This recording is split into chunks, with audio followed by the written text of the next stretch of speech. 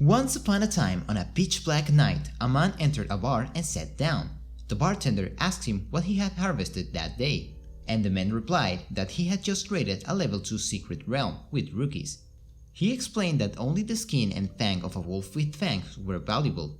Suddenly, a transmission began to play on the giant screen, showing the results of a vote to deprive someone of their mask.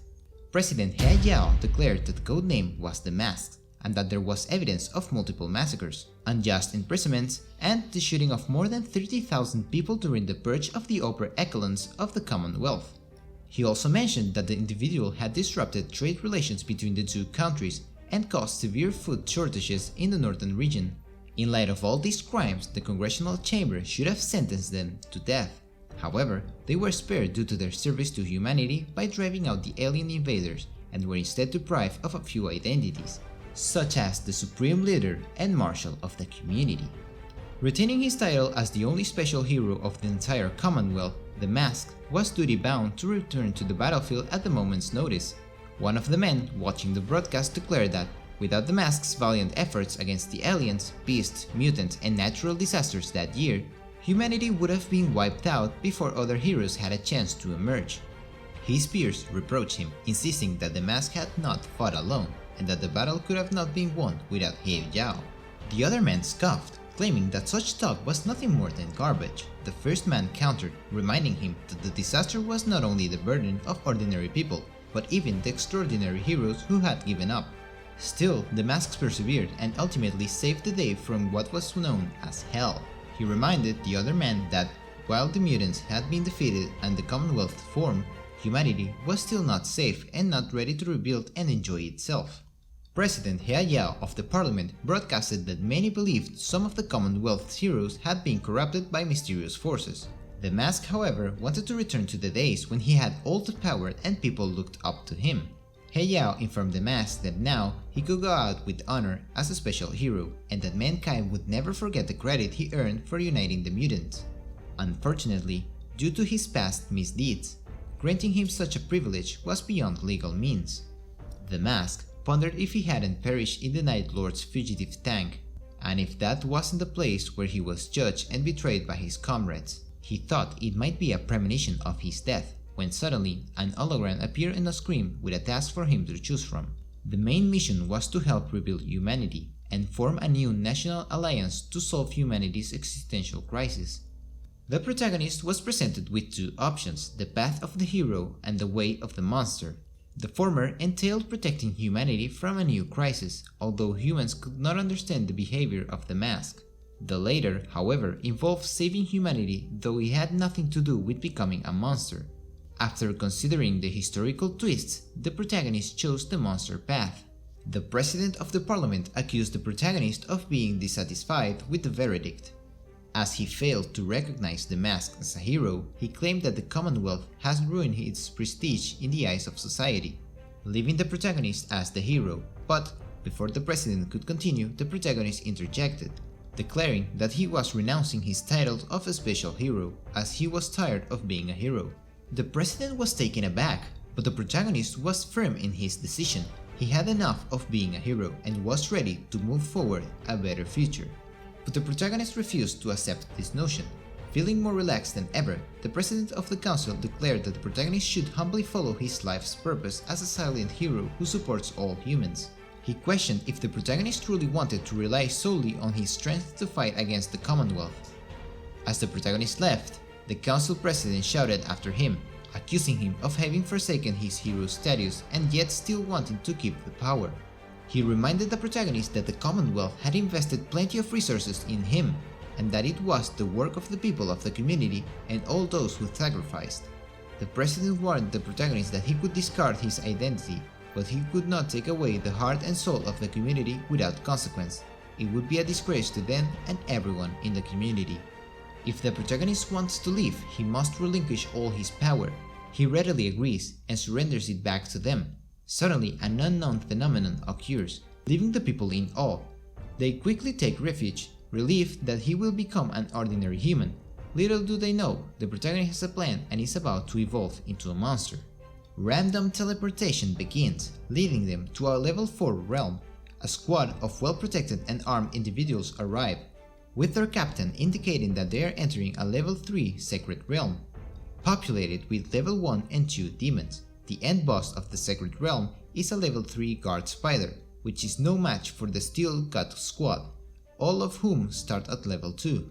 The squadron watch as the protagonist march confidently into a sacred realm, unprepared and unarmed. He thought to himself, nostalgically, that the last time he'd been there, when he had woken up as a professional. Little did he know that this choice would lead to a terrifying eternal sacred realm reality, a place even monsters feared. He had to face an unnameable demon god, having lost all his powers and become level 1. His last life had proven that the hero's path was not enough to save mankind. He was about to face a cold-blooded monster, and he was excited. The captain of the squadron strode up to the protagonist and asked him what level he was on, to which the protagonist replied level 1, leaving everyone dumbfounded. The captain snorted, "You must be looking for death coming here at that level." But the protagonist simply replied that he was there to take out the monster. Everyone scoffed, telling him that he was a rookie. He had no chance of survival. The protagonist waved them off, and the squad left, the captain warning him not to count on them if he was in trouble. Suddenly, a monster appeared and the squad launched into battle. Jia Qiangyang, one of the squad members, informed the protagonist that the captain had good intentions, even if he was rude. After a lengthy discussion, the protagonist managed to save Xia, yanking her out of the way of a shadow spider. He then attacked the spider, killing it. To his surprise, the monster's death had an impact on the leveling system. In the hologram, it showed that he had earned 500 experience points for stabbing the spider. The leveling system allowed the protagonist to ignore the barrier between levels, and he could level up by killing monsters. Thanks to his newfound ability, he could quickly raise his hero rank from his previous life. Now, he believed he could level up faster with this function and his fighting experience from his last life. The captain informs him that he was wrong about him, and that he will be rewarded for rescuing Jia Qiangyang once they completed the mission. The squadron is still battling the spiders, and they think the captain should lead the charge, yet they think they can return to the real world once the fight is over. The captain affirms the plan remains the same. He will launch the assault and the squad will do the damage. They begin the fight, and the protagonist assesses the situation, concluding that the monsters in the low-level secret realm have no intelligence. But he believes the right setting can solve it. It was a level 3 secret realm, yet something that the protagonist questioned was what the system clearly stated. It was a level 4 secret realm, but suddenly they realized there was no treasure, and then a girl with an astronaut helmet appeared, the head of the secret realm. The squadron starts attacking her, but when she is stabbed in the stomach, she releases cobwebs, making her extremely powerful. Every time they attack her, she mutates further. Many of the squadron perish in their attempts to take the boss's life, including the captain, who is only saved when the protagonist cuts off his hand. One of the squadron members attempts to heal the captain. The protagonist evaluates the situation and realizes the fear humans radiate when they flee makes the food tastier for her. He identifies these beasts as chosen by God. He explains that these monsters were chosen by the gods outside, from the void, and were blessed with terrifying growth, speed, and power. He notes that, despite their bizarre appearance, their spirit and soul are still level 14. He adds that if he hadn't knocked up the squad unconscious, he wouldn't have been able to fight with the boss. He muses that no matter the emotion, fear, jealousy, resentment, they are all delights to his eyes. The protagonist recognizes that the human negative emotions were more powerful than anything else. He quickly ends the boss' life, completing the level 2 of the Sacred Realm Spider's Monster's Nest.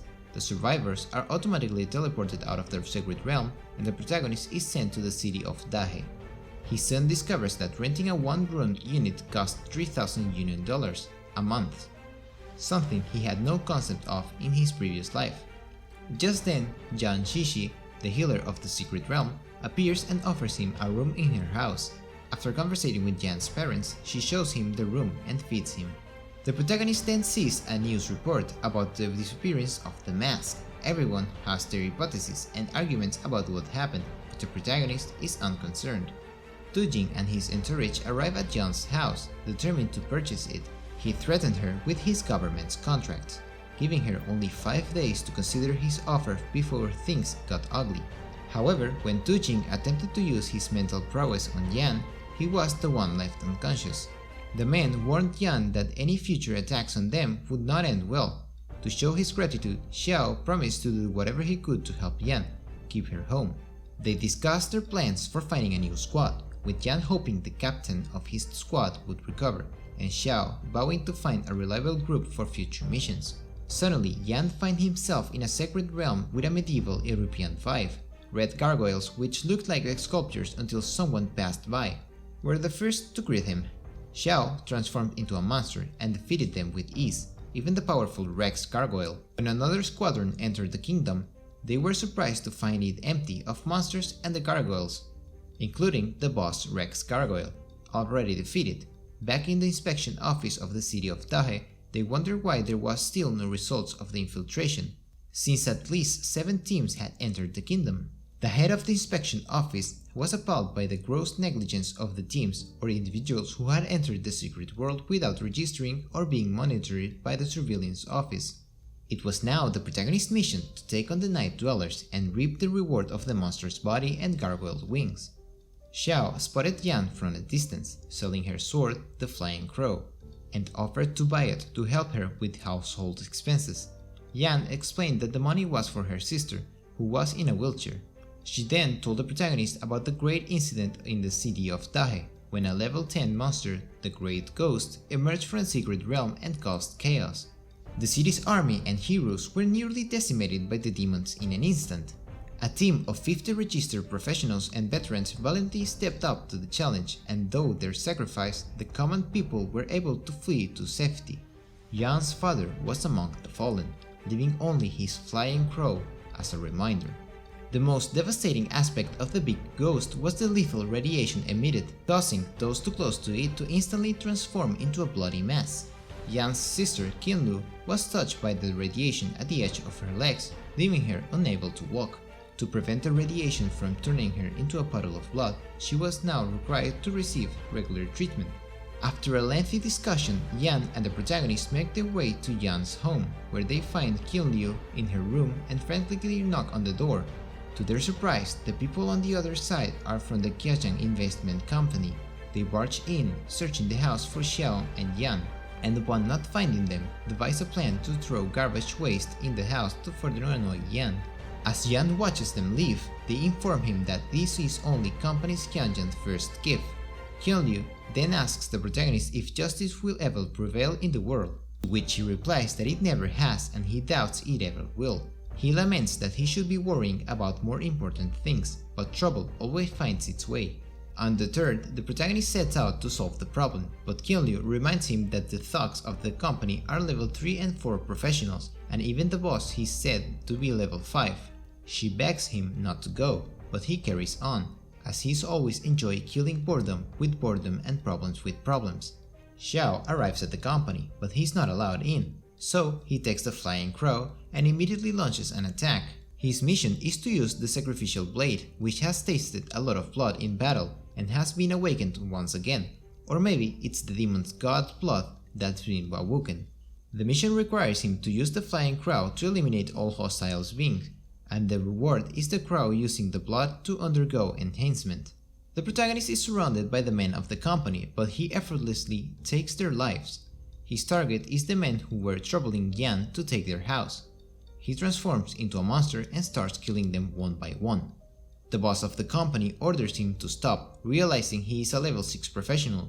He wonders if he is a demon, but quickly realizes he is not. He is a creature that has never been seen before, a hybrid between human and demon. The boss offers to compensate the protagonist all of the losses he has caused, but the protagonist does not accept. The boss then tries to attack him, but the protagonist dodges it. The boss is not surprised, as the reaction speed of the humanoid demon was incredibly fast. He then decides to shoot the protagonist in the head, a technique that has never failed him in all his years of fighting. But to his shock, the protagonist survives, something truly unbelievable. It was a mystery how the protagonist had managed to dodge the bullet from such a close range. The only explanation was that he had predicted the attack. The boss asked the protagonist how he knew he was going to attack him like that, to which the protagonist confidently replied that it was due to the 19 postures of the sword. The protagonist explained that he had perfected the 19 sword stance to that level. He noted it was easy to learn as there were many variations when done well, characterized by high agility, high damage and high evasion, and could be used to kill a crowd 7 times without taking any damage. So the protagonist then cheekily commented that in creating this sword art, he had made it a rule that it could only be used for justice. The protagonist questioned the boss if he hadn't known that when he was learning, but the boss told the protagonist that he had gone crazy since that was a move created by the mask. The boss further told him that more could be used in the name of justice since for him it was just to take a life of a demon like him. The protagonist told him that he may be a demon, but then the people whose families were destroyed because of him had also been unjustified. The boss replied to him that he didn't know which of the housing developments the protagonist lived in. It didn't matter if he was out for revenge or if he was out for them. But there was one thing the protagonist should know, and that was that human society was constantly evolving and anything got in its ways, whether it was a demon or a human, was wrong and caused injustice, and that he was always on the side of justice, the justice that demons like the protagonist did not understand. The protagonist immediately attacked the boss, ending his life, and the boss's last words were that it had been a good attack. But what kind of monster he was? The protagonist then quipped that if he had not told him who he was, he would have stabbed him for the last time. The Blood Rock Infinite Growth weapon was a marvel of engineering. Its description read that the blood of the demon gods had been reborn in this blade, and the power of the gods was hidden in its body. Its special ability, Blood Enzyme, Infinite Common ability, was a powerful discharge of blood that could tear through anything. In its wielder's hand, the magic sword fell alive, its power growing infinitely, a perfect complement to its wielder's own growing strength. Outside the company, an armed and well-protected army was waiting for the monster to come out. One of the soldiers informed Commander Jiang that Kai River building was completely surrounded, with all streets and pipe networks guarded. The commander suggested that they talk to them first to find out what had happened before making a decision. Someone was about to leave and the protagonist was on high alert. Qian Liu told Yan everything that had happened and Yan decided to go to the Kai River building. Suddenly, the city guard approached her, asking if she was Yanxi. He showed her a photo and asked if she recognized the man in it. To its surprise, it was Xiao Qiu. Desperately, she asked if anything happened to him and if he was still alive. The guard answered